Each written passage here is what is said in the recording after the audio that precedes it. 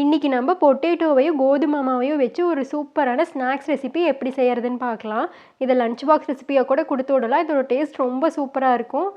இது செய்யறதுக்கு 1 கப் கோதுமை மாவு கூட தேவையான அளவு உப்பு, 1 ஸ்பூன் எண்ணெய் சேர்த்து நல்லா பிணைஞ்சிருங்க. இப்போ சப்பாத்தி பிணையிற மாதிரி கொஞ்சம் கொஞ்சமாக தண்ணி சேர்த்து மாவு பிணைஞ்சி வச்சிடலாம். இதை நம்ம மூடி வச்சிடலாம். கடாயில் தேவையான அளவு எண்ணெய் சேர்த்திக்கிங்க. 1 ஸ்பூன் சோம்பு சேர்த்திட்டு பொரிஞ்சதுக்கப்புறமா ஒரு பெரிய வெங்காயத்தை பொடி பொடியாக கட் பண்ணி சேர்த்திக்கிங்க. ஒரு தக்காளியும் சேர்த்திக்கலாம்.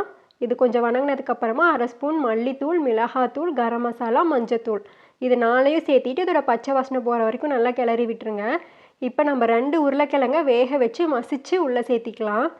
2 உருளைக்கிழங்கு தான் எடுத்திருக்கோம். இப்போ இதை நல்லா கிளறி விட்டுருங்க. தேவையான அளவு உப்பு சேர்த்திட்டு ஒரு 2 நிமிஷம் அடுப்பில் இருந்தால் போதும். நம்ம இதை ஆஃப் பண்ணிடலாம்.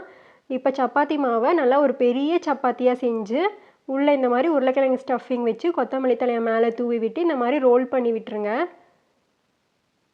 ரோல் பண்ணதை இந்த மாதிரி சின்ன சின்னதாக கட் பண்ணி விட்டு ஒவ்வொரு பீஸாக எடுத்து இந்த மாதிரி ஃப்ளாட்டன் பண்ணி விட்டுறலாம். இந்த மாதிரி ரவுண்ட் ஷேப்புக்கு செஞ்சுருங்க. தோசைக்கல்ல தேவையான அளவு எண்ணெய் ஊற்றி 2 சைடும் வெந்துருச்சு அப்படின்னா நமக்கு சூப்பரான இந்த ஸ்நாக்ஸ் ரெசிபி ரெடி.